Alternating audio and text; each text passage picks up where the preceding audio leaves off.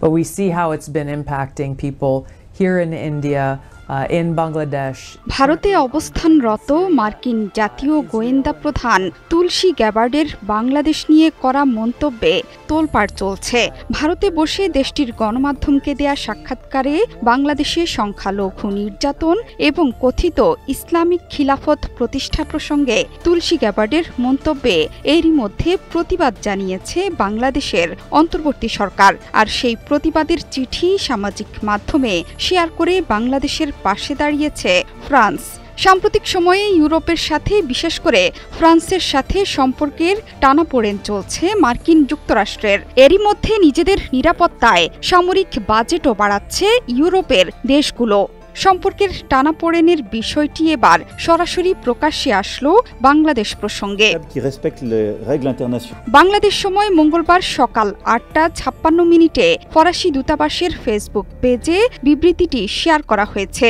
এর আগে সোমবার রাত ১১টা ৪৫ অন্তর্বর্তী সরকারের প্রধান উপদেষ্টার ফেসবুক পেজে তুলসী গ্যাবার্ডের মন্তব্যের প্রতিবাদ জানিয়ে বিবৃতি প্রকাশিত হয়েছে।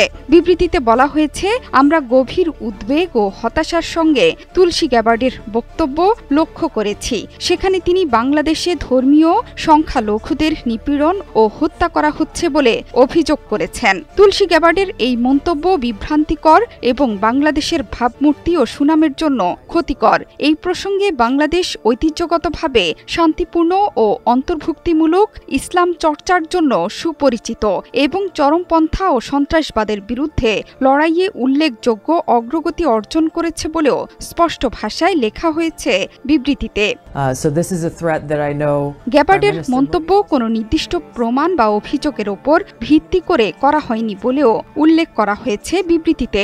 এমনকি তুলসী গ্যাবার্ডের বক্তব্যে পুরো বাংলাদেশকে অন্যায় ও অতিরঞ্জিতভাবে উপস্থাপন করা হয়েছে বলেও উল্লেখ করা হয়েছে। বিবৃতিতে রাজনৈতিক নেতাদের ও দায়িত্বশীল ব্যক্তিদের উচিত সংবেদনশীল বিষয়ে মন্তব্য করার আগে সে বিষয়ে সম্যক ধারণা রাখা এবং ক্ষতিকর গতবাধা ধারণা ও ভীতি ছড়ানো বা সাম্প্রদায়িক উত্তেজনা উস্কে দেওয়ার মতো কোনো কিছু বলা থেকে বিরত থাকতেও আহ্বান জানিয়েছে অন্তর্বর্তী সরকার। But we see how it's been impacting people here in India, in Bangladesh. সোমবার এনডিটিভি ওয়ার্ল্ডকে দেয়া সাক্ষাৎকারে বাংলাদেশের পরিস্থিতি নিয়ে যুক্তরাষ্ট্র গভীরভাবে উদ্বিগ্ন বলে জানান মার্কিন গোয়েন্দা প্রধান তুলসী গ্যাবার্ড। আন্তর্জাতিক গোয়েন্দা প্রধানদের সম্মেলনে যোগ দিতে নয়াদিল্লি সফরে আসেন তিনি। এরই মধ্যে ভারতের প্রধানমন্ত্রী নরেন্দ্র মোদী, ভারতের প্রতিরক্ষা মন্ত্রী রাজনাথ সিং এবং জাতীয় গোয়েন্দা উপদেষ্টা অজিত দোভালের সাথে সাক্ষাৎ করেছেন তিনি। আজকের নিরাপত্তা বৈঠকেও বাংলাদেশ প্রসঙ্গ থাকতে পারে বলে প্রচার করছে